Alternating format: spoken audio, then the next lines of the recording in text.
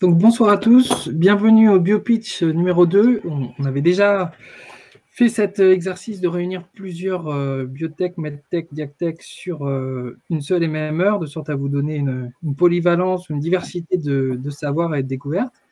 Donc, nous sommes la plateforme Happy Capital, société de crowdfunding, qui avons financé depuis 2013 plus d'une centaine de projets pour près de 30 millions d'euros. On a un biais sectoriel certain qui est la santé. Donc ce soir, le sujet est la santé. Je suis Antoine Dubas, donc associé de la plateforme, et ravi d'accueillir d'abord Wave Implant qui va nous présenter sa solution autour de l'implantologie dentaire. Ensuite, Peptinov qui va nous présenter son candidat médicament contre l'arthrose, et Diafier qui va nous présenter son diagnostic autour de la maladie qu'on appelle la NASH, qui est une maladie qui fait en substance des foie gras. Voilà, mais je ne veux pas déflorer le sujet des uns et des autres. Donc, messieurs, je vous propose le format suivant, 10 minutes de présentation, pendant lesquelles je vous donnerai une courte présentation de chacun. Je laisse la parole à Wave Implant. Merci Antoine. Alors bonsoir à tous.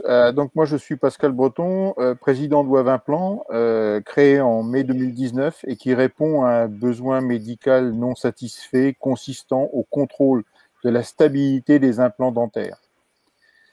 Slide suivante, Guillaume. Alors notre équipe très complémentaire s'appuie sur ses cofondateurs, Guillaume, polytechnicien, directeur de recherche au CNRS et inventeur de la technologie, et moi-même, qui œuvre dans le domaine du transfert de technologie du monde académique vers l'industrie depuis maintenant 25 ans. Thierry nous a rejoints en octobre dernier. Il est titulaire d'un MBA, bénéficie d'une trentaine d'années d'expérience dans le positionnement et la commercialisation des dispositifs médicaux, notamment ceux utilisés en implantologie dentaire. Ensemble, nous réunissons plus de 80 ans d'expérience en santé. Nous sommes accompagnés de 2 jeunes centraliens. Enfin, un groupe d'experts internationaux constitue notre conseil scientifique. Guillaume, à toi la parole. Alors, l'implantologie dentaire, c'est un véritable enjeu de santé publique, puisque on estime qu'en Europe, les plus de 65 ans ont perdu environ 18% de leurs dents. C'est aussi un marché en forte croissance, à peu près 8% par an. Le problème, c'est qu'il subsiste des risques d'échec qui coûtent aux chirurgiens entre 2 000 et 4 500 euros par échec. Et la très grande majorité de ces échecs sont dus à des problèmes de stabilité implantaire, et c'est précisément ce que l'on adresse avec notre dispositif médical. Alors, quelles sont les conséquences pour les patients des échecs? D'abord, des problèmes esthétiques. Le patient doit retourner chez le chirurgien dentiste pour des interventions multiples, des gènes bien entendu, et puis des pertes de confiance en soi et dans le praticien, et enfin des problèmes de nutrition, puisqu'on sait que la santé bucco-dentaire induit fortement l'état général de santé du patient. Pour les chirurgiens dentistes, comme je l'ai dit tout à l'heure, ça induit des coûts supplémentaires, essentiellement en termes de temps de fauteuil, mais également en termes de consommables. Et puis, on constate une augmentation en France des actions en justice implantées par les patients envers les cliniques. Donc, pour les chirurgiens dentistes, il y a également des problèmes de réputation, qui est un enjeu crucial pour eux. Et puis, enfin, des problèmes de facturation, puisque des échecs induisent des retards de facturation. Alors, comment se déroule la chirurgie implantaire? Dans la très grande majorité des cas, en 2 temps. Au premier temps chirurgical, le praticien vient forer une cavité dans l'os de la mâchoire et vient visser l'implant, qui est la vis que vous voyez ici, la plupart du temps en titane. Ensuite, le chirurgien attend un certain temps, qui est d'ailleurs difficile à déterminer, avant de venir charger avec la prothèse, dans un second temps, l'implant. C'est ce qu'on appelle le chargement prothétique. Le problème consiste à trouver un timing, à déterminer un meilleur timing de chargement, puisque le chirurgien doit trouver un compromis entre un chargement suffisamment précoce pour venir stimuler le remodelage osseux par l'application de contraintes mécaniques, mais pas trop tôt. Ce chargement ne doit pas intervenir trop tôt non plus, puisque ça risque d'endommager l'interface et donc conduire à un échec. Donc il faut trouver un compromis de manière spécifique aux patients. Il y a un deuxième enjeu en ce qui concerne la chirurgie implantaire, c'est l'enjeu à plus long terme, hein, donc en termes de maintenance, puisque la périimplantite survient pour un implant sur 5 et est associée à une perte osseuse. Il est important d'être capable de détecter de manière précoce cette périimplantite afin d'éviter des déposes de l'implant. Et actuellement, comment travaillent les chirurgiens? La plupart du temps par des approches empiriques. Voici notre solution. Notre dispositif médical est constitué d'une pièce à main que vous voyez ici et d'une sonde qui est à usage unique. Donc il s'agit d'un consommable. Là, cette sonde est vissée dans l'implant et l'originalité de la technologie est d'utiliser les ultrasons pour mesurer la stabilité implantaire. On est les premiers à utiliser les ultrasons dans cet objectif. L'approche utilise les ultrasons quantitatifs couplés à des approches de type intelligence artificielle pour remonter à un score de façon instantanée, ce score étant lié à la stabilité implantaire. Donc la taille de notre marché est estimée aujourd'hui à 1,6 milliard, marché adressable, 1,6 milliard d'euros en 2024, et il croît à un rythme annuel de 2,6%. Alors évidemment, il est porté par le marché des implants dentaires qui connaîtra un taux de croissance annuelle d'environ 9% au cours des 5 prochaines années pour atteindre plus de 7 milliards d'euros en 2024. L'essentiel de ce marché adressable se situe aux États-Unis, en Europe et en Asie. En 2030, Implanteuse devrait en détenir une vingtaine de pourcents. Guillaume? Alors, quels sont les avantages compétitifs de notre dispositif? La première technique utilisée par les chirurgiens, c'est l'empirisme, puisqu'ils viennent impacter l'implant avec une tige mécanique et ils écoutent le bruit produit par l'impact. Alors bien sûr, c'est pas précis, ça dépend du chirurgien et ça ne permet pas d'avoir des informations quantitatives sur la stabilité implantaire. Il y a une technologie qui est sur le marché qui consiste à mesurer la fréquence de résonance. Donc c'est une technologie qui est dite RFA. Aujourd'hui, il y a 3 dispositifs sur le marché qui sont tous similaires et dont le leader est l'Austel qui fait un chiffre d'affaires entre 50 et 70 millions d'euros. Nous avons le principal problème de cette technologie, c'est des problèmes de précision et de reproductibilité, ce qui est ressorti des études de marché que nous avons réalisées en France, en Italie, aux US et également en Asie. On a pu montrer sur des études précliniques qu'on était environ 10 fois plus reproductible et plus sensible à la stabilité que la technique d'analyse de fréquence de résonance. De plus, on est sensible au diagnostic de la périimplantite et Implanteuse peut être utilisée en vue du chargement immédiat. Nous prévoyons d'avoir une tarification comparable à celle de l'Austel que vous voyez indiquée ici. Pascal? Alors, le développement de Wave Implant s'appuie sur un portefeuille de propriété intellectuelle constitué de 2 demandes de brevets, dont la plus récente qui a été déposée en 2018 et qui est actuellement en cours d'examen au niveau national. Alors, ces titres de propriété ont été licenciés par le CNRS à Wave Implant en exclusivité mondiale et dans tous les domaines. Une 3e demande de brevet est en cours de préparation. Enfin, le moment venu, et dès que possible, Wave Implant se chargera de... Next slide. Alors, sur le plan marketing, notre objectif est d'imposer rapidement Implanteuse comme le gold standard dans l'encadrement et le suivi des procédures d'implantologie dentaire. Pour y parvenir, nous positionnerons Implanteuse d'abord en France selon une approche directe, puis via un partenaire licencié à l'étranger, notamment en priorité aux États-Unis. À ce propos, vous noterez que nous avons d'ores et déjà signé une lettre d'intention avec un poids lourd mondial de notre secteur. Diapositive suivante. Alors, pour parvenir à atteindre notre objectif, en France, nous nous appuierons sur les centres de formation et de traitement qui regroupent un certain nombre d'experts et qui assureront la promotion d'Implanteuse, sur une petite force de vente que nous constituerons sur le e-commerce et sur des distributeurs tels que Global B.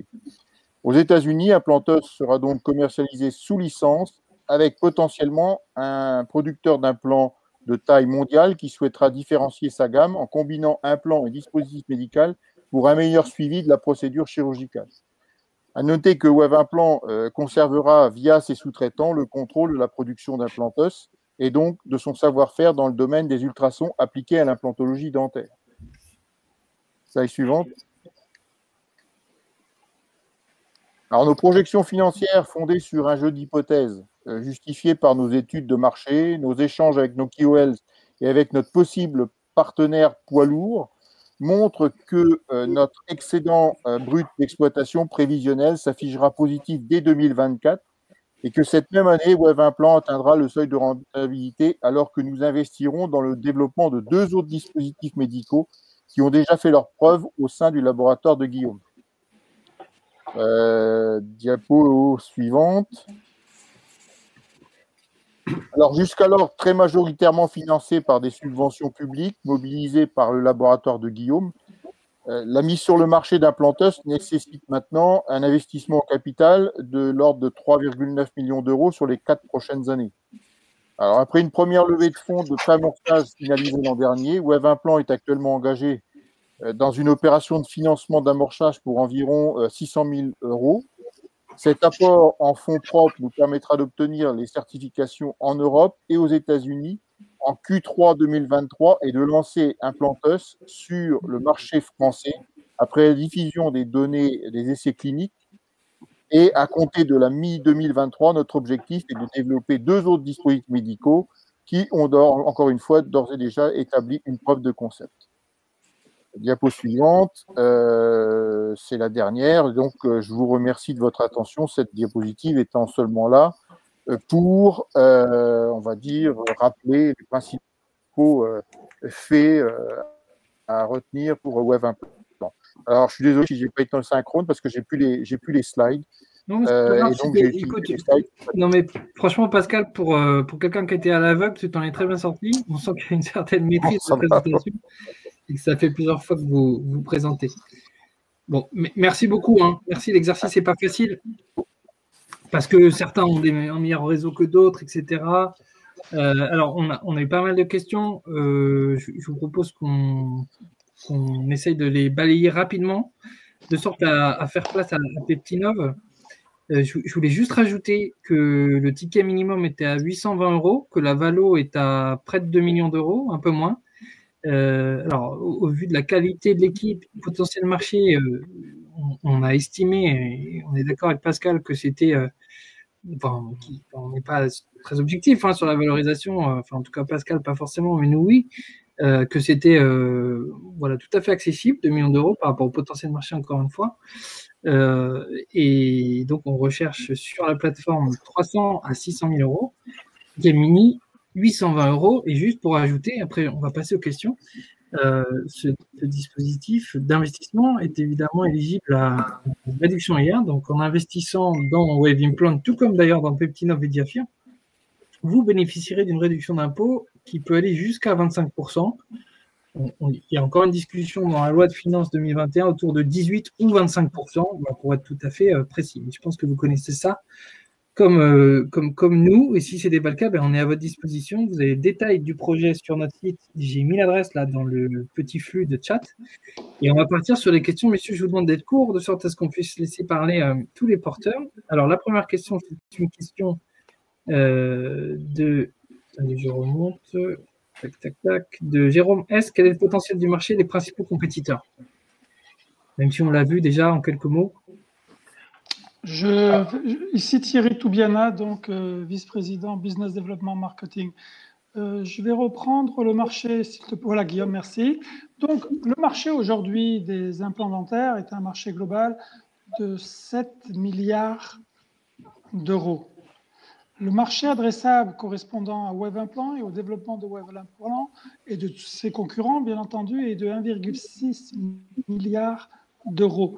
C'est un marché qui, aujourd'hui, est en croissance depuis plus de 20 ans. Si je vous donne l'exemple de la France, nous étions à 400 000 implants il y a moins de 10 ans. Nous sommes à 600 000 implants aujourd'hui. Ça ne cesse de croître.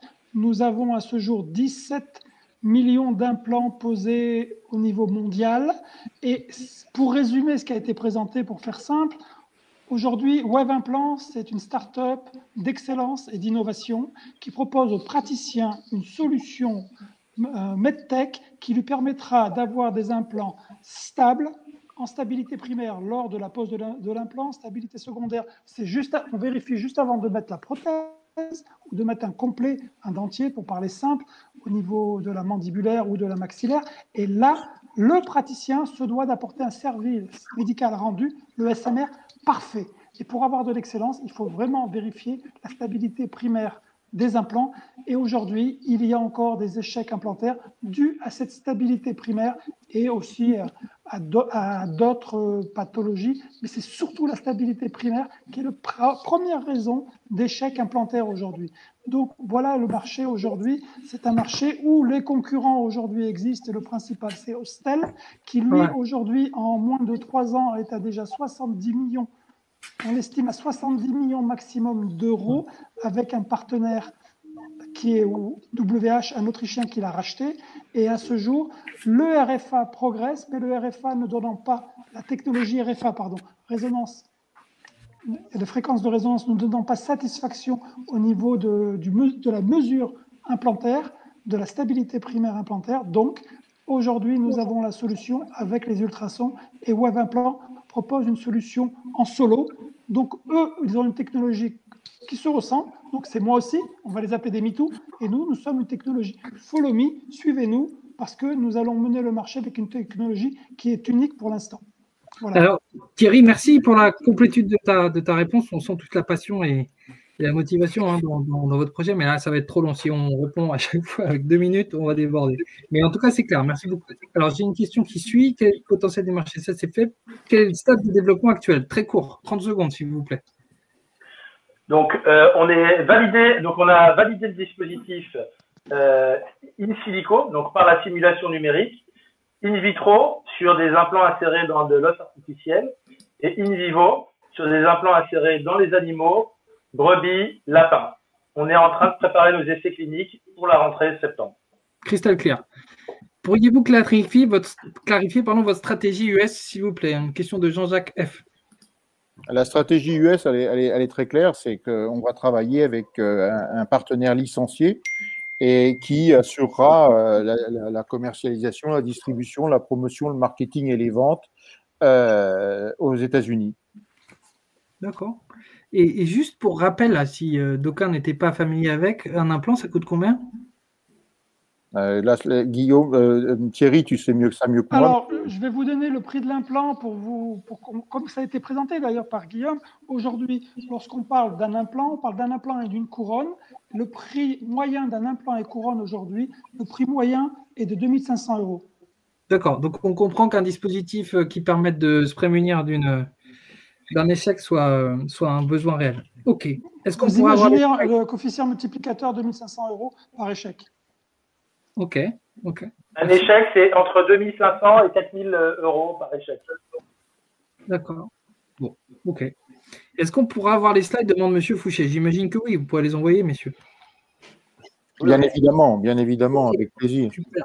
Est-ce que ça marchera avec un implant avec des structures lattices? La question est claire? Structure lattice. Si c'est du trabéculaire métal, si c'est ça auquel je pense, oui, pas de problème. On s'adapte à tous les implants à partir du moment où on peut visser la sonde dans l'implant. Ok, merci. Une question de M. Canquelin. Quelle serait la marge pour les pièces à main et des consommables? Excellente question. Pascal, tu réponds? Oui, tout simplement, pour ce qui est de la partie sonde, ça nous revient à 7-8 €. Ça, c'est ce que nous donne le sous-traitant. Et le prix de vente, donc, c'est 20 €, un peu plus cher aux États-Unis d'ailleurs. La pièce à main, la partie électronique, c'est 220 € le prix de revient et ça sera vendu 3 000 €. Évidemment, la marge est beaucoup plus conséquente sur la pièce à main, mais on va en vendre moins en même temps. Et la projection sur les sondes fait qu'on sait que nos sous-traitants pourront aller baisser jusqu'à 5,50 très rapidement. D'accord. Donc, Geoffrey, pour votre gouverne, sur le site, c'est explicité aussi, voilà. 67% des revenus viendront de la pièce à main, 33 du consommable, et on voit ici les marges brutes du consommable de 66%. Et autour de la pièce à main, on est sur 93%. Voilà, tout ça a été explicité sur le site, mais c'est une bonne question. Merci. Juste, Antoine Tuba, Oui. vous dites 67 et 33, je vais juste revenir là-dessus. On ne vend pas une pièce à main avec une seule sonde, on vend une sonde par chirurgie et par patient. Et comme on va acheter une pièce à main et des sondes en fonction du nombre d'implants posés par chirurgien dentiste, on sait très bien qu'à terme, 70% de notre chiffre d'affaires viendra des sondes et 30% des pièces à main au bout de 5 ans. D'accord. Donc, on va gagner beaucoup sur le volume. Ok. Une question de Jacqueline F. Et ce sera l'avant-dernière, donc hyper rapide, parce qu'on est en train d'empiéter. Quelle est votre stratégie pour faire face au leader du marché qui jouit d'une grande expérience? Sous-entendu, Hostel, je pense. Sur les tests qu'on a fait chez l'animal, les performances sont 10 fois meilleures avec notre dispositif, et on sait que c'est le problème qui est associé à Hostel et qui nous est retourné du terrain. Donc on a un véritable avantage en termes de performance. Donc ça, c'est sur la technique. Sur la technique, c'est ça et au niveau stratégique, je viens d'un des 5 leaders de l'implantologie dentaire où j'étais directeur général France chez BioHorizon. Je peux vous dire que les premiums qui, eux, ont 65% du marché mondial attendent une solution pour vendre plus d'implants qui seront encore plus stables demain. Donc, et nous avons déjà la réponse. On a approché 3 aujourd'hui leaders mondiaux en implantologie qui attendent notre technologie. C'est une vraie attente. Mais si en plus on peut faire que plus de gens aient accès à l'implantologie grâce à votre produit, on aura eu un impact sur le quotidien, la vie des gens, ce qui est l'objectif. Une toute dernière question avant que de passer à vous, Hervé et René, qui êtes sur les starting blocks, je le sens. Par quel circuit de distribution entendez-vous passer pour atteindre les dentistes Jean V? En France, nous passerons en France en direct auprès de auprès de chirurgiens dentistes implantaux leaders d'opinion qui ont eux-mêmes leur centre de formation. Nous aurons aussi une équipe d'expérience sur la France en direct, et nous avons un accord possible déjà avec un leader français d'implantologie, donc sur le marché domestique. Concernant le marché mondial aux États-Unis, nous avons la possibilité de créer d'abord notre équipe et en même temps de trouver un licencié. Les États-Unis, c'est 50 États. On a tout intérêt à être en direct et avec un licencié. Et pour l'Asie et l'Europe, nous passerons par des partenaires licenciés. D'accord. Alors juste après, on termine. À combien d'Américains manque-t-il une dent? 18%. Voilà, d'accord, ok. Ils ont perdu 18% des dents, et je crois qu'il manque, c'était la première slide, là je ne veux pas dire de bêtises. Ouais. 220, l'Europe et les États-Unis, c'est à peu près pareil. 220 millions d'Européens ont au moins une dent manquante. D'accord. Bon, bah ça fait un joli marché. Merci, messieurs. Désolé de ne pas pouvoir vous laisser plus d'espace-temps, mais on refera une présentation avec vous avec grand plaisir.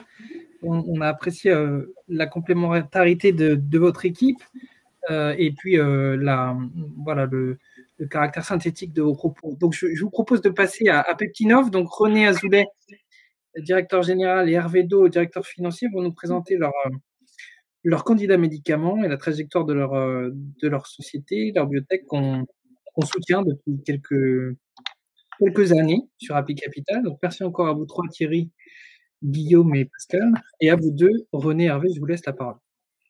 Merci Antoine, bonjour à tous. Donc je suis René Azoulay, DG de Peptinov, et je suis avec Hervé Do, notre directeur financier. L'objectif de Peptinov, c'est d'apporter une solution aux 250 millions de personnes dans le monde qui souffrent d'arthrose, et ce, en utilisant les propres défenses immunitaires des patients pour s'attaquer à l'inflammation sous-jacente.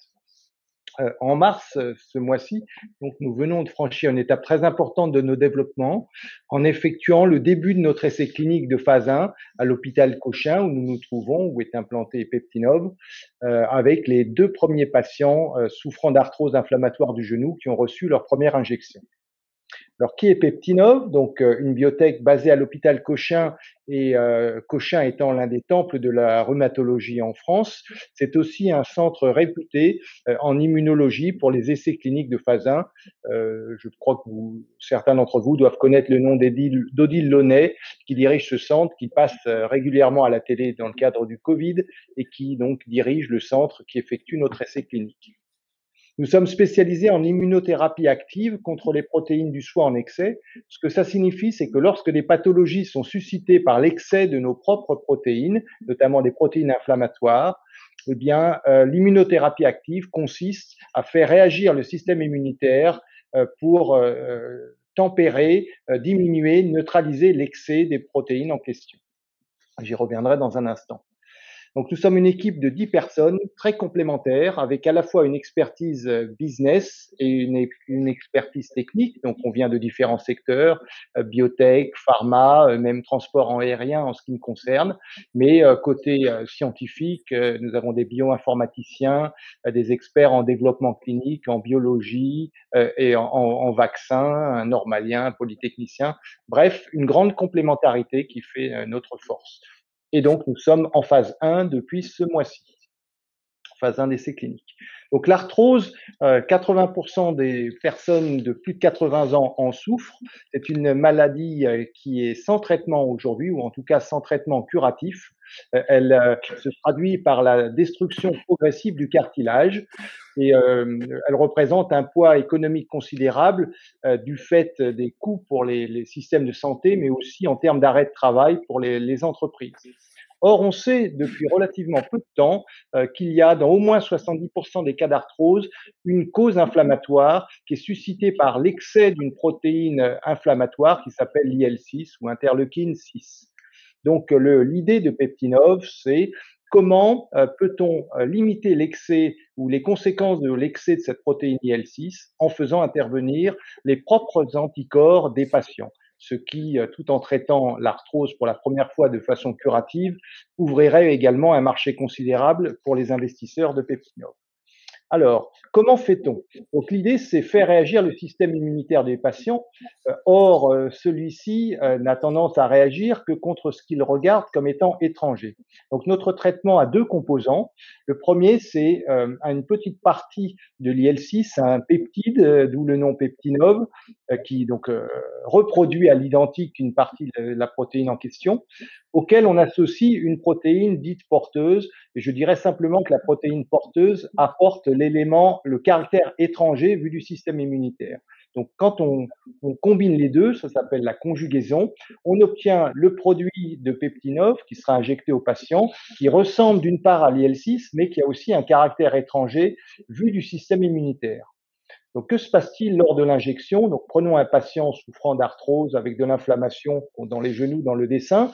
On lui injecte le traitement. En réponse à l'injection, l'organisme des patients va engendrer des anticorps dirigés contre l'IL-6. Donc, il génère des anticorps grâce au côté étranger de la chose. Mais donc, il va neutraliser l'IL-6 surproduit du fait que notre produit imite une partie de la protéine IL-6. Donc, ce faisant, on met fin progressivement à l'inflammation, ce qui stoppe par conséquence, voie de conséquence, la dégradation cartilagineuse. Le fait que les anticorps soient ceux du patient, le caractère endogène a des grands avantages en termes de simplicité d'utilisation. Une simple piqûre sous-cutanée, 1 à 2 fois par an est suffisante pour avoir un taux d'anticorps suffisant. Le produit est bien toléré et les coûts de production sont très bas. Le marché dont on parle, donc on part des 250 millions de patients dans le monde, 70% ou 175 millions ont de l'arthrose avec une inflammation avérée. Dedans, donc, dans un premier temps, on s'est concentré sur les arthroses inflammatoires du genou, ce qui permet de bien caractériser les patients lors de l'essai clinique, donc 88 millions. Et puis, dans un tout premier temps, les marchés initiaux que viserait typiquement une pharma à qui on revendrait une licence de notre produit, ça représente environ 12 millions de personnes en Europe, aux États-Unis, au Japon et au Canada. Mais ces chiffres ne prennent pas en compte toutes les autres maladies, et elles sont nombreuses, qui sont suscitées affectés par l'excès de protéines inflammatoires IL-6, donc des douleurs chroniques, des maladies inflammatoires chroniques, les maladies du vieillissement, d'où l'inflammation, le terme inflammaging. Et également, peut-être, il semble qu'on retrouve de l'excès d'IL-6 chez les gens qui souffrent de Covid-19. Je terminerai avant de passer la parole à notre directeur financier en disant là où on en est. Donc, on a effectué des tests chez des dizaines d'animaux, souris, lapins, singes, et dans 100% des cas, on est parvenu à susciter des anticorps dirigés contre l'IL-6. Et si on prend plus particulièrement le cas des singes, ce cas est important parce que les singes ont exactement la même formule de peptide de l'IL-6 que l'homme. Eh bien, les 30 singes immunisés ont très bien toléré le produit, pas d'effet secondaire important. Donc, ça nous a permis d'avoir l'autorisation de la NSM et du comité d'éthique d'entrer en essai clinique de phase 1 chez l'homme. Donc, cet essai vient de démarrer. Il concerne 24 patients souffrant d'arthrose inflammatoire du genou. Il durera 16 mois et il est en double aveugle, ce qui signifie que ni le patient ni le médecin ne savent qui a le placebo et qui a reçu le produit. Hervé. Merci René. Vous pouvez voir sur cette diapositive le plan de développement prévisionnel pour notre produit anti-IL-6. C'est comme le disait René, nous venons de démarrer cet essai de phase 1 qui a pour objectif de démontrer la bonne tolérance de notre produit donc chez des patients et aussi de montrer, d'évaluer le niveau de réponse anticorps anti-IL-6 que nous allons obtenir. Donc, suite à cet essai de phase 1, nous mènerons un essai clinique de phase 2, donc en priorité dans l'arthrose du genou, mais si nous avons les fonds nécessaires, nous souhaitons mener en parallèle un essai dans la douleur post-opératoire qui est également une indication intéressante pour la surproduction de l'IL-6. Le but de l'essai clinique de phase 2 sera de démontrer une preuve d'efficacité de notre produit chez les patients. Et à l'issue de cet essai, notre objectif sera de signer un accord de licence avec un industriel pharmaceutique qui effectuera la suite du développement. Et un tel accord générera des revenus importants pour la société et donc pour ses investisseurs. Du point de vue financement, nous menons actuellement une levée de 2 à 2,5 millions pour financer les opérations de Peptinov jusqu'au démarrage de la phase 2, donc c'est jusqu'au dernier trimestre 2022. Et donc les sources de financement que nous allons cibler sont en premier lieu l'IRCM, qui est notre actionnaire de référence, qui est un groupe de prévoyance et de mutuelle qui détient actuellement 10% du capital de Peptinov. Et nous allons également nous adresser à BPI France, qui nous a déjà soutenus, aux business angels des grandes écoles et bien entendu aux investisseurs de Happy Capital. Concernant la levée de Happy Capital, donc nous menons une levée de fonds donc de 200 kg sur Happy Capital avec sursouscription possible jusqu'à 500 kg. Le capital est détenu via une holding qui s'appelle Peptinov Capital et dont je suis le président, mais qui est représenté par Antoine Dubas de Happy Capital dans toutes les assemblées donc de la société. Et la valeur de l'action Peptinov Capital est bien entendu corrélée à la valeur de Peptinov. Donc, comme l'a dit Antoine tout à l'heure, l'investissement est éligible à une réduction d'impôt et l'investissement minimum est fixé à environ 1 000 euros. Et cette levée se passe bien puisque nous avons déjà dépassé le seuil de validation de 100 kg euros. Nous sommes actuellement à 114 kg euros levés, donc ça se passe plutôt bien. Et je terminerai par la composition du capital de Peptinov. Donc rapidement, le capital est encore majoritairement détenu par les fondateurs et le management. Et comme je disais, 10% pour l'IRSEM et environ actuellement 5% pour la holding Peptinov Capital. Merci Hervé. La présentation est pratiquement terminée. Donc tout à l'heure, j'ai parlé de l'équipe des 10 personnes, mais je n'ai pas évoqué les soutiens. Nous avons tout d'abord un conseil scientifique et médical formé de rhumatologues français, mais de réputation mondiale. Par exemple, le tout premier, en haut à gauche, le professeur Berenbaum a non seulement présidé la Société française de rhumatologie, et il a également présidé la Société internationale de recherche sur l'arthrose. C'est quelqu'un de très prestigieux. Et par parenthèse, je l'ai vu à la télé, peut-être vous également sur les chaînes d'infos continues il y a 3 jours, il avait constaté la grande jeunesse des derniers patients Covid dans un service qu'il avait récemment ouvert à Saint-Antoine. Nous sommes également soutenus par un conseil stratégique qui comprend entre autres le directeur général de l'IRSEM, donc la mutuelle qui détient 10% de Peptinov. Nous avons aussi l'ancien président de la filiale française d'un groupe pharmaceutique japonais, André Abric, qui a aussi non seulement une grande expérience du monde de la pharma, mais qui a fondé plusieurs biotech dans sa vie, donc qui nous aide grandement dans le développement et la façon de mener à bien ce développement. Et enfin, Alexis Collomb, qui est un expert en finance des marchés et tout particulièrement en financement de l'innovation. Bon, je terminerai en disant que au-delà de l'arthrose, donc notre inflammation de notre produit anti-IL6 peut s'adresser à un grand nombre de maladies. Ce sont toutes celles qui sont suscitées par ce qu'on appelle l'inflammation chronique de bas grade. Donc de bas grade signifiant une multiplication de 2 à 4 du niveau normal des protéines inflammatoires. Donc dans ces cas-là, comme vous pouvez le voir sur le graphe, vous avez un nombre très important de pathologies, l'arthrose, mais aussi la dépression, aussi des diabètes et des problèmes cardiovasculaires qui sont suscités par l'inflammation chronique de bas grade dans la durée.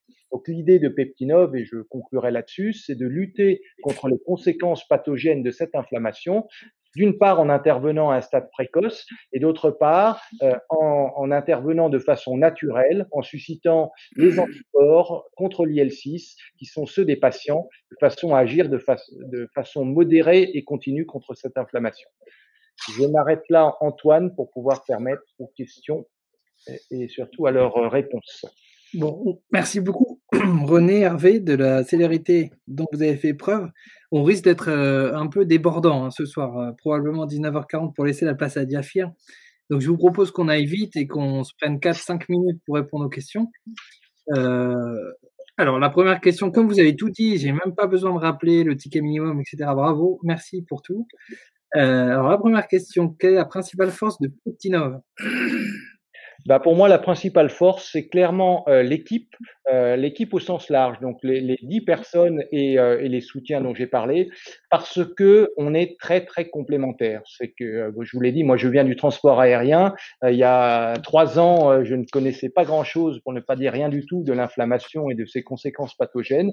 Mais pour ça, on a un fondateur qui est expert en immunologie, on a un directeur R&D qui est excellent en développement de vaccins et on a des soutiens en rhumato. Donc pour moi, c'est vraiment la complémentarité, la diversité des membres de l'équipe qui font notre force numéro 1. Ok, et à l'occasion, on est preneur d'une explication sur la bioinformatique ou un déniaisement, parce que ça a l'air d'être une science tout à fait passionnante. Alors, combien de patients injectés à ce jour, René, Hervé ? Alors, à ce jour, donc 2 patients, on a démarré en mars et on est certain que au moins un a reçu le produit de Peptinov, donc c'est pour ça qu'on peut affirmer qu'il est bien toléré. Il y aura 24 patients en tout. J'ai vu le professeur Ranou qui dirige l'essai clinique la semaine dernière. Il avait 6 autres patients qui avaient accepté et il envoyait 10 autres hier lundi. Donc, je pense que ça devrait aller assez vite, mais bon, tant que c'est pas fait, il nous faut encore 22 patients formellement pour terminer l'expérimentation. Ok, mais c'est en bonne voie, la cohorte est en bonne voie d'être composée. Alors, quelle serait la durée envisagée pour l'essai clinique phase 1 et 2 quand une potentielle session de licence ? Alors, essai de phase 1, donc il va durer à peu près encore 15 mois. Donc ça, c'est donc ce qui nous mène à peu près mi-2022. Et donc, je crois qu'Hervé va nous remontrer la slide sur le développement. Donc, vous voyez un peu le calendrier derrière. Donc, mi-2022, on termine l'essai. Il s'écoule toujours un certain temps avant qu'on obtienne les résultats des analyses. Et ensuite, dans la foulée, on embraye sur 1 ou 2 essais cliniques de phase 2, dont l'essai clinique arthrose, on a déjà un devis pour avoir 160 patients, on en aurait pour 2 ans à peu près. Donc, mettons que ça nous mette à fin 2024 pour cet essai arthrose. Et l'idée, si les résultats sont au rendez-vous, comme on l'espère, à ce moment-là, c'est d'avoir un accord de licence dans la foulée avec un industriel pharma, donc fin 2024 ou plus probablement début 2025, si nous respectons tous les délais. Ok, donc c'était une question de Georges V. Merci beaucoup, monsieur. L'arthrose de la hanche est-elle également adressée par votre produit, Carmen G? Oui, toutes les arthroses ayant une composante inflammatoire, comme je l'ai dit tout à l'heure, 70% des cas d'arthrose ont de l'inflammation. C'est le cas aussi dans le cas de l'arthrose de la hanche, donc on pourrait tout à fait la traiter.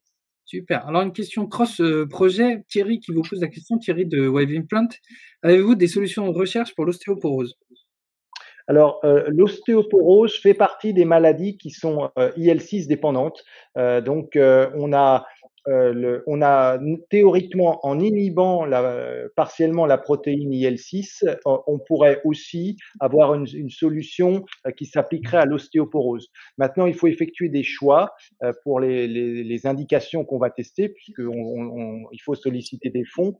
Et donc, il faut qu'on leur précise quelle maladie on vise. Donc, pour le moment, on n'a rien tenté dans l'ostéoporose, mais ça pourrait vraiment, avec le même produit, être une cible après l'arthrose. Ok. Une question de Georges V encore. La cession de licence serait-elle cantonnée à la seule arthrose inflammatoire? Excellente question. Parce qu'on peut avoir deux types d'accords possibles. Bon, on pourrait même 3 si on rajoute le rachat total de Peptinov, qui sont des choses qui peuvent se produire aussi.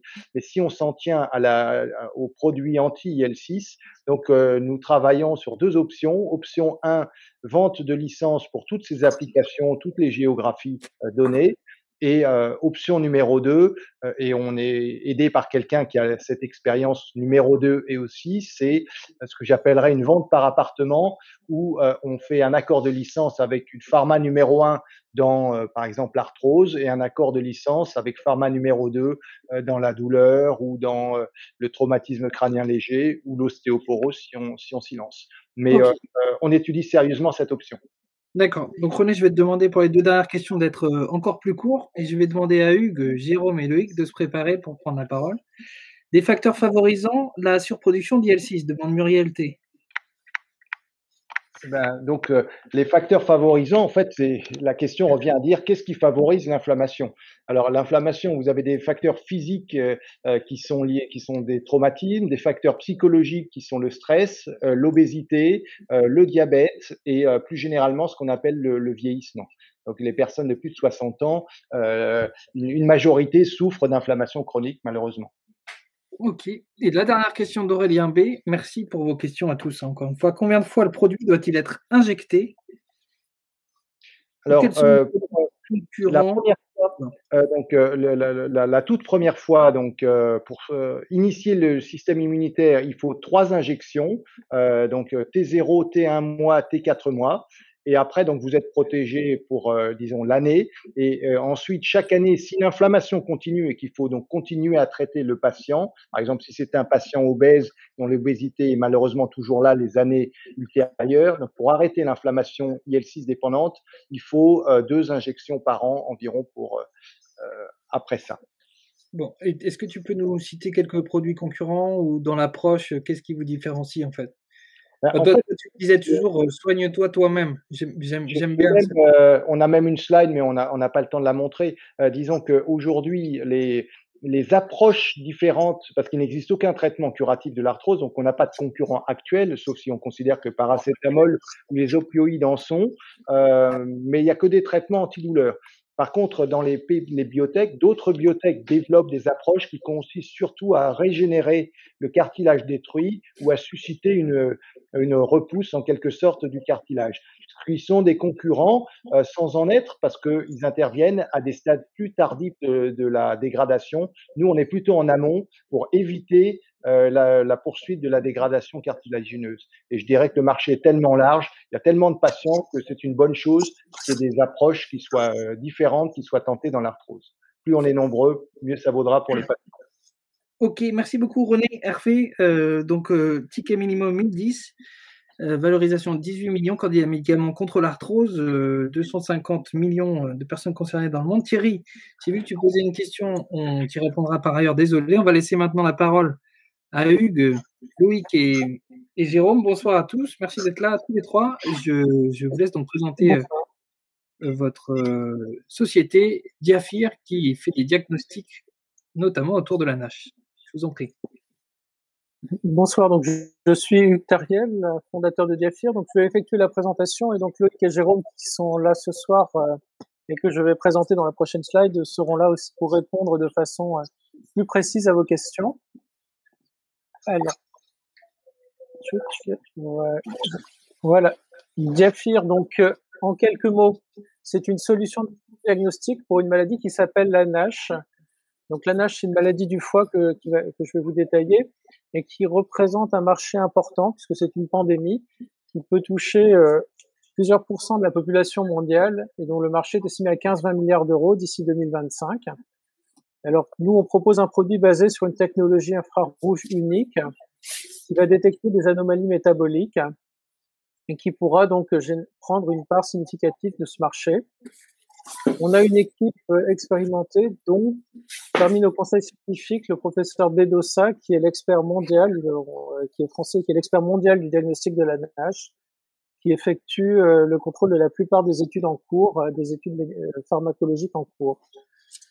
Et donc, on le verra aussi, d'autres applications de notre technologie, dont certains ont déjà des débouchés commerciaux. Alors, l'équipe de Diafir, c'est donc moi-même qui suis ingénieur de formation pour la partie technique. Et Loïc, qui nous a rejoint récemment, donc qui nous apporte son expérience de plus de 30 ans dans la vente de dispositifs et de diagnostic in vitro. Et donc Jérôme, qui a passé dans les biotech et notamment dans les biotech concernant la NASH. Et donc une équipe, on est complété par un conseil d'administration avec des entrepreneurs et des business angels locaux, dont notamment on peut citer Richard Guillaume, qui est l'ancien directeur d'un des leaders du diagnostic de l'hépatologie avec la société Ecosens. Alors très brièvement, je vais vous présenter la NASH. Donc c'est une pandémie. Alors quand on parle de pandémie, pour l'instant on pense à une autre pandémie plus virale qui se répand de façon très rapide. Là, c'est l'inverse. C'est une pandémie qui s'est développée sur une trentaine d'années, liée à la suralimentation. Et donc, c'est quand le foie se charge en graisse. On a donc ce qu'on appelle une stéatose. Et cette stéatose peut se dégrader en NASH quand le foie va s'inflammer. Et donc, cette inflammation va générer des cicatrices. Et ces cicatrices, on appelle ça de la fibrose. Et une fibrose avancée, c'est une cirrhose. Et cette cirrhose dégénère en cancer. Il faut savoir que c'est déjà la deuxième cause de transplantation de foie, puisque c'est la seule solution qu'on a à une cirrhose avancée. Et c'est la deuxième cause de transplantation de foie aux États-Unis, la NASH, plus que la cirrhose alcoolique.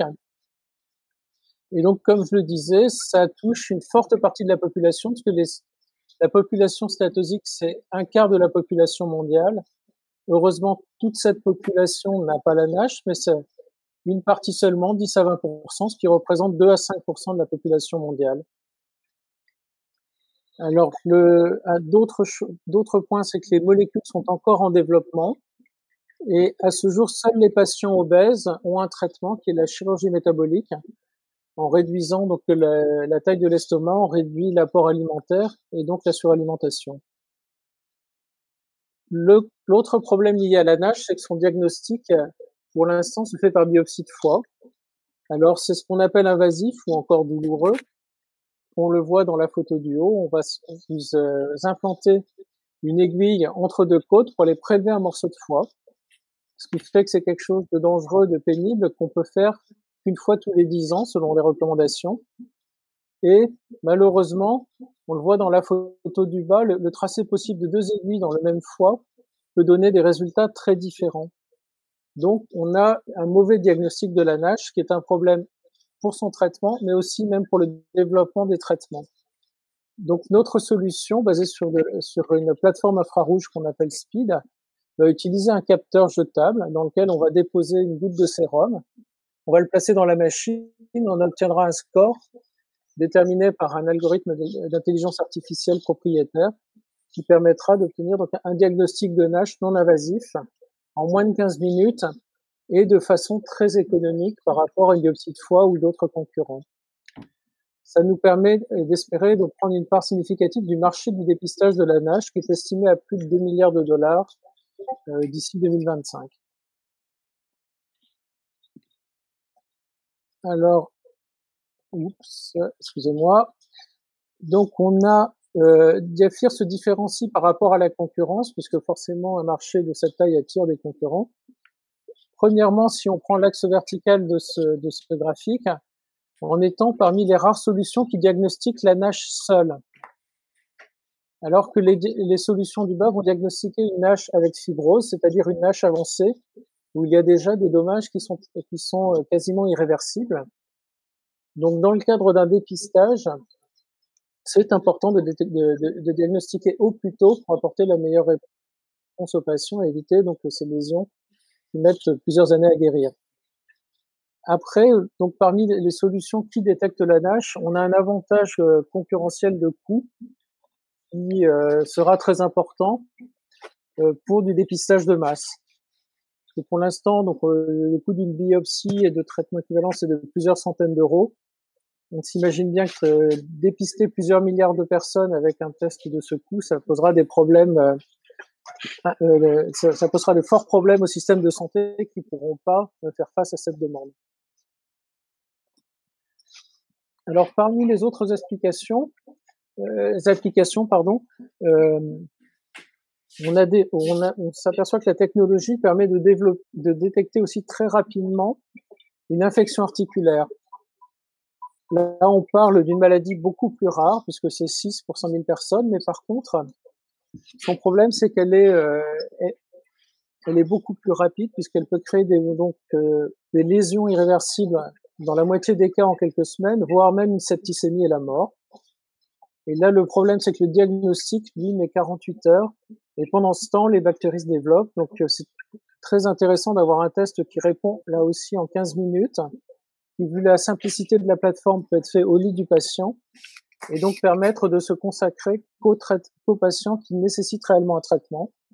Il faut savoir que, typiquement, par exemple, à l'hôpital de Rennes, 3 patients sur 4 qui ont une suspicion d'arthrite n'ont pas d'arthrite, mais par contre sont traités à titre préventif, ce qui pose un problème puisque c'est un traitement qui se fait par intraveineuse et donc qui nécessite une hospitalisation. Donc là, le test est marqué CE, est en début de commercialisation. Alors, je vais maintenant vous parler brièvement de l'approche marché. Donc, l'approche marché est basée sur 3 piliers. Donc, la première qui est de valider la technologie par des communications en congrès spécialisés. Donc, qui sont les congrès européens des pathologies pour la NASH et de rhumatologie pour l'arthrite septique. Équiper des centres de référence. Alors, on est déjà pour l'obésité dans 20% des centres de référence dans le cadre d'une étude clinique. Et ensuite, donc, mettre le produit à disposition par le biais de distributeurs. Donc, actuellement, donc, on lève 900 000 euros pour principalement donc finaliser notre test de NASH pour les patients obèses, dont l'étude clinique vient de se terminer et le marquage CE est prévu pour le mois qui vient. Pour ensuite donc permettre dès la fin 2021 de passer à une phase plus commerciale. Et donc nous allons aussi avoir besoin de renforcer notre industriel pour produire les capteurs. Et donc allouer une partie des fonds levés. Alors juste Hugues, je me permets de compléter sur ce slide qui est très intéressant, le marquage CE déjà obtenu sur le test Sinofast est quand même un augure du marquage CE sur la NASH, donc en 2 parties, patients obèses, population générale. Et j'insiste sur le fait que obtenir un marquage CE aujourd'hui, c'est difficile parce que les normes changent, parce qu'il y a la queue auprès des cabinets qui vous aident à le faire. Et donc, ce savoir-faire et cette réussite, si elle advient là dans les quelques mois, c'est capital pour vous. Donc, bravo. Merci. Donc, j'allais en parler, en fait. Donc, en gros, Diafir, donc à ce jour, c'est le marquage CE du test Sinofast, donc qui est notre preuve de concept de la pertinence de notre technologie pour le secteur hospitalier. Donc, le test NASH-NASHMIR donc est attendu pour le mois prochain. On a par ailleurs proposé notre plateforme à des sociétés vétérinaires de la région qui utilisent notre plateforme donc sous une forme OEM, sous forme de co-développement pour d'autres applications. On a vendu déjà plus de 2500 capteurs, ce qui prouve encore l'intérêt de la technologie et de la plateforme. Dans ce cas-là, c'est pour de phénotypage animal. Par ailleurs, donc, nos capteurs sont réalisés sur la base d'une technologie infrarouge unique qui peut aussi, elle, s'étendre pour la fabrication d'autres optiques infrarouges comme par exemple celle des caméras thermiques. Et ça peut intéresser aussi des acteurs du marché avec lesquels on est en discussion. Donc, comme l'a dit Antoine, on a obtenu notre certification avec un des rares organismes notifiés qui est certifié pour le diagnostic in vitro. Il faut savoir que les nouvelles réglementations vont réduire fortement la demande, vont réduire fortement l'offre, des organismes notifiés tout en multipliant par 4 la demande. Donc, il faut s'attendre dans les prochaines années à des problèmes de mise sur le marché liés au manque d'organismes notifiés. Donc, c'est quelque chose qu'on a anticipé, sur lequel on est bien placé. Enfin, donc, on a 2 brevets DIAFIR quasi mondiaux, puisqu'ils sont sur les principaux marchés, donc les États-Unis, les USA, Canada, Japon, Chine, Corée, Inde, et 2 brevets en licence exclusive du CNRS. Les marques sont bien évidemment déposées. À ce jour, on a produit 20 plateformes speed et 10 000 capteurs pour nos essais cliniques. Et donc, ça a donné lieu notamment à plus de 20 publications et communications revues par des pairs ou des comités de lecture. À ce jour, donc pour terminer, donc DIAFIR a réuni plus de 6,5 millions d'euros, à peu près à part égale entre les subventions et donc les actionnaires, donc par un fonds d'investissement et les fondateurs, mais aussi donc par des ventes et par des prêts bancaires et BPI. Hop. Ok. Merci, j'espère avoir été dans les temps et laissé des places aux questions. Mais laisse ce slide de contact là, c'est bien. Si jamais on voulait te joindre, c'est parfait. Laisse-le pendant qu'on répond aux questions si ça te va. Merci beaucoup, hein, Hugues. C'est pas facile cet exercice. T'es dans les temps. On est bon maintenant, voilà, hors limite de temps, mais je vous propose qu'on prenne encore 10 minutes. Excusez-moi pour ça, de ne pas avoir su être un maître du temps parfait, mais c'est le sujet en vaut la peine. Et bien sûr, Loïc et Jérôme sont là pour répondre aux questions. Donc merci encore à vous 3. Je voulais juste rajouter à la présentation de Hugues que le ticket minimum est de 969 €, qu'on a déjà levé 793 000 € et que c'est là l'agrégation de fonds institutionnels qu'évoquait Hugues, Go Capital pour pas les citer, et de Business Angel et d'investisseurs particuliers à Pi Capital. La valorisation, c'est 5 millions et ils sont aussi éligibles à l'IR, la réduction IR donc de 25% évoquée, sauf si la Commission européenne ne voulait pas, ce sera 18%. Voilà, donc écoutez, sujet passionnant qui a généré des questions. Première question de Georges V, qui est prolixe ce soir. Quel est votre objectif? Rendre disponible la plateforme à tous les médecins traitants ou proposer la plateforme uniquement dans les grands hôpitaux? Loïc, Jérôme? Oui, c'est Jérôme Bernard. La maladie de la NASH est une maladie en première intention de spécialistes, principalement gérée par les hépatologues. Donc la première cible sera une cible des hôpitaux, d'accord, centres tertiaires principalement, et les grandes cliniques. Et au fur et à mesure, l'autre cible, c'est le déploiement dans les laboratoires de biologie médicale. Donc vous aurez possibilité, le prescripteur qui peut être votre généraliste, endocrinologue, spécialiste de l'obésité ou hépatologue, prescrire un bilan et notamment un test NASHMIR pour évaluer le risque de la NASH aux patients, classiquement comme si vous allez faire un bilan biologique régulier chez votre médecin. Ça, c'est l'objectif. Ok, merci. Une question de Muriel. Qu'est-ce qui provoque la NASH? Est-ce l'abus d'alcool? Uniquement, j'imagine que non. Mais... Non, l'acronyme de la NASH, excusez l'anglicisme, c'est non-alcoolic steatohepatitis. Donc, il y a le non-alcoolique. Donc, c'est une cirrhose qui est déclenchée par une accumulation de graisse, mais qui n'a aucun lien avec un abus d'alcool. D'accord, donc c'est pas une cirrhose alcoolique, c'est une cirrhose non alcoolique.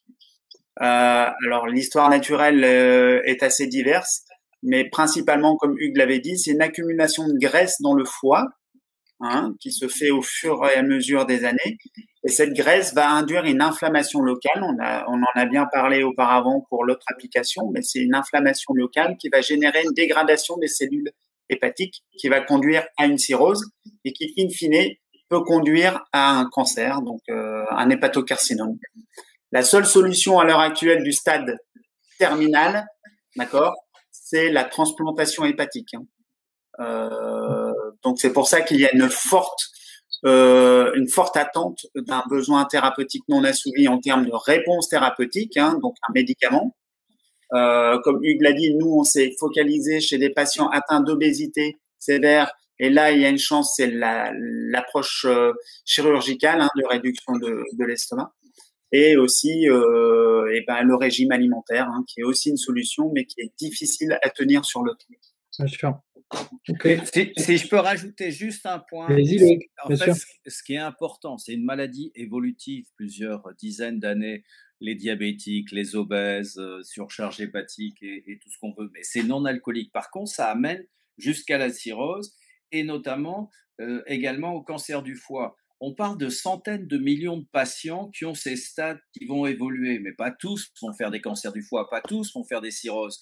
Et ce qui est important, c'est d'avoir un diagnostic qui est autre chose qu'une biopsie hépatique pour diagnostiquer et monitorer les gens et allouer à ceux qui nécessitent un suivi rapproché les bons examens, parce qu'on ne pourra pas le faire à tout le monde. Donc ça, c'est vraiment l'objectif. Et juste un point aussi qui est fondamental, là on parle de biologie délocalisée, on parle de point of care, et c'est une révolution dans le monde du diagnostic, et c'est une part également de l'innovation de Diafir. Ok, merci Loïc pour ces précisions. Une question ensuite, je suis un peu perdu, là tu m'as pris de court Loïc. Alors, une question sur la fiabilité de votre test. Quel est son degré de fiabilité, si on peut l'évoquer, peut-être par rapport à d'autres. D'ailleurs, une étude sur patients a-t-elle été menée? Et si oui, sur combien de patients, avec quels résultats? Oui, alors nous avons fait une première étude de preuve de concept sur une biobanque de patients obèses en collaboration avec l'hôpital universitaire de Nice, qui a été publiée en 2019 sur environ 400 patients. Cette étude a montré que notre test avait un test diagnostique, comme vous entendez souvent maintenant avec le Covid, c'est basé sur deux paramètres principaux qui sont la sensibilité et la spécificité. Donc la capacité à identifier le patient malade, mais aussi les patients qui ne sont pas malades, en fait. Donc nous, le test a des sensibilités et spécificités supérieures à 80%, donc qui en font un test qui permet d'exclure le risque de la NASH avec une certitude aux alentours de 85 à 90%, ce qui est déjà très élevé, comme test de première intention. Concernant les études à venir, donc Hugues a évoqué que nous avons finalisé une étude multicentrique en France et en Belgique, impliquant 7 centres, et plus de 380 patients ont été d'ores et déjà recrutés. L'étude est terminée et est en cours d'analyse. Et cette étude va nous permettre, donc une étude prospective. Chaque patient, ce sont des patients obèses sévères qui ont subi une biopsie du foie, parce qu'on se compare par rapport au standard qui est la biopsie, d'accord. Et les résultats d'analyse sont attendus, mais on espère une validation avec les mêmes performances que ce que nous avons obtenu dans l'étude de preuve de concept, qui va nous permettre de déposer le dossier de marquage CE dans la foulée. Ok, merci. Alors, on a encore 3-4 minutes. Il reste 3-4 questions. 1 minute par question si ça vous va, si c'est jouable. Une fois l'attraction commerciale confirmée, comment ferez-vous face à la croissance de la demande qu'on vous souhaite? Quel dispositif productif mis en place? Allez-vous produire vous-même la plateforme et les capsules ou non? On rappelle un peu Nespresso peut-être est à rappeler ici. Donc il faut, oui, effectivement, la consommation de capsules par machine est entre 200 et 2000 selon les applications. Alors le savoir-faire est dans ce qu'on appelle les capsules ou les capteurs. Et c'est là où on a nos brevets, c'est là où on a notre savoir-faire. Donc, c'est des choses qu'on va faire nous-mêmes. Il faut savoir qu'on a une capacité, on en produit pour l'instant un peu plus de 2000 par an. On a, avec notre capacité actuelle, on peut aller jusqu'à 5000 sans trop de soucis. On sait qu'au-delà, on devra investir pour réintégrer certaines fabrications qu'on fait grâce à des partenaires locaux. Donc ça, c'est quelque chose vraiment, c'est le cœur de notre savoir-faire. Donc ça, on va le faire et on le fait, on va continuer à le faire. La plateforme, on assemble des composants du marché. Donc ça, c'est quelque chose qu'on va faire jusqu'à une 50aine d'unités par an et ensuite on se prêtera à des spécialistes. On en a déjà dans un rayon de 50 km, on en a 2. Et on sait qu'en Europe, il y a une dizaine de sociétés qui peuvent répondre à cette demande. Ok. Merci. Alors, je vais prendre les 2 dernières questions là qui viennent d'arriver et puis très rapidement. Quelle est votre stratégie d'exit? Question de Pascal. Loïc, tu te sens de... Oui, la stratégie d'exit, je pense qu'elle est claire. C'est bon, à un moment donné, on a un premier produit qui est le Sinofast, on va le faire à travers des distributeurs. Le NASH, par définition, il va falloir faire un partenariat. Donc, collaboration, partenariat et plus si affinité, bien entendu. Je pense qu'arrivé à un certain stade, la société aura à mener des études relativement importantes et également aux États-Unis et devra s'adosser. Et je pense que c'est quelque chose qui pourrait arriver rapidement. Ok, rapidement, ça veut dire un horizon de 2, 3, 4, 5, 10 ans? À l'horizon de 2-3 ans maximum. Ok. Bon, tout ça reste des prévisions, bien sûr. Merci en tout cas, Loïc, pour la synthétique réponse que tu as faite. Monsieur Herman qui pose la question du prix envisagé pour chaque test et quelle marge visée? Alors, le prix pour un capteur est entre 20 et 30 euros, ce qui permet d'être très compétitif par rapport à d'autres. La plateforme, et donc la marge sur le capteur actuellement en pré-série, donc si on est entre 20 et 30 euros, elle est de l'ordre de 2 à 3. On sait qu'avec le scale-up, on pourra encore diviser le prix du capteur par plus de 2.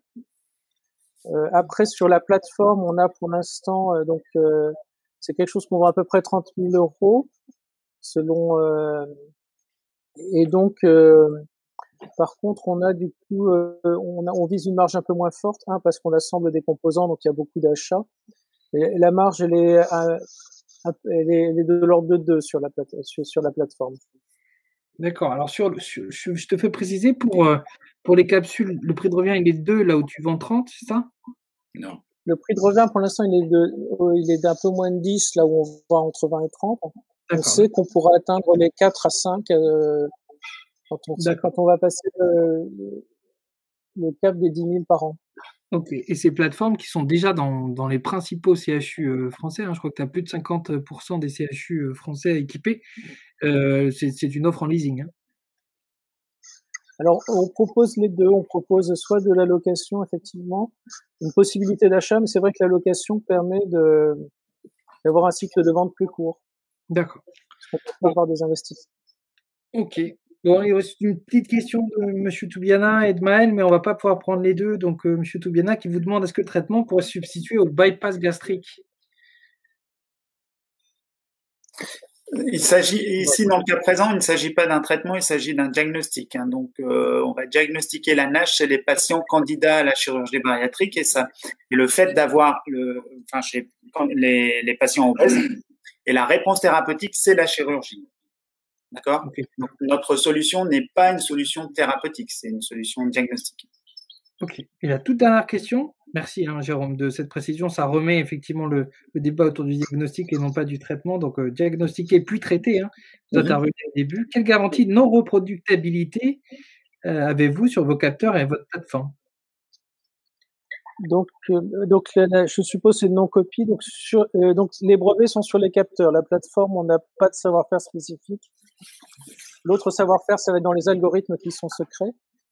Donc, on a 2 brevets sur les capteurs. Accessoirement, on utilise des technologies d'optique infrarouge qui sont très peu diffusées. C'est-à-dire que si on voulait faire fabriquer nos capteurs, actuellement, à mon avis, personne ne sait les faire. Et il y aurait 2-3 fournisseurs dans le monde à qui on pourrait demander, moyennant formation, de nous les fournir. Donc, il y a aussi une barrière à l'entrée qui est constituée par le matériel.